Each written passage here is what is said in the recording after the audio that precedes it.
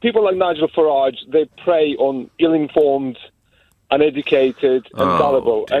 My dear chap, straight away you've been so rude to 17.5 million people. Well, not all of them knew what they're voting for, Nick. And the reality, Nick, is you can deny it. You can say everyone knew. Even you didn't know what you're voting for, to be honest with you, because you voted for. No, I knew. You voted for Brexit on the basis that there's too many racism in Eastern Europe, and yourself ended up on the same side of the Brexit argument as every other racist in this country. I really enjoy our conversations, but actually, that is breathtakingly arrogant of you to tell me I didn't know what I was voting for. I would never say that to you. I would never say that to anyone. That respectfully, sir, is so arrogant. Why is it arrogant if I'm telling you, Nick?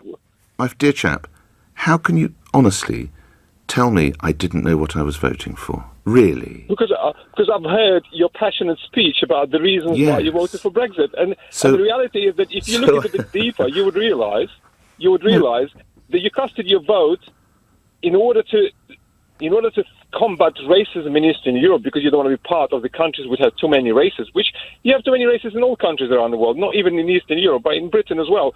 And you voted the same way that every single racist in this country voted. No. You know, I do enjoy our conversations, but you're now saying, effectively, everyone who voted to leave is a racist. Peter, please tell me. Absolutely not. You're I'm sure you're a good bloke, and if I met you in Wimbledon High Street, I'm sure we'd get on fine and we could have a cup of coffee together, but please consider your language. This is exactly what we don't need at this time.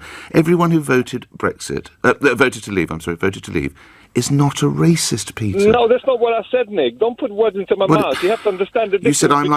You actually said I'm like all the other racists who voted Brexit. No, you did, Peter. Nick, go ahead. I'm telling you from my experience. My personal experience is I have a family member who is a well-known racist, and all of his friends and him and everyone else he knows voted for Brexit. What I'm telling you that the small proportion of people who are racist, all of them voted for Brexit, and I think without you realising, you're on the same side of argument as they are.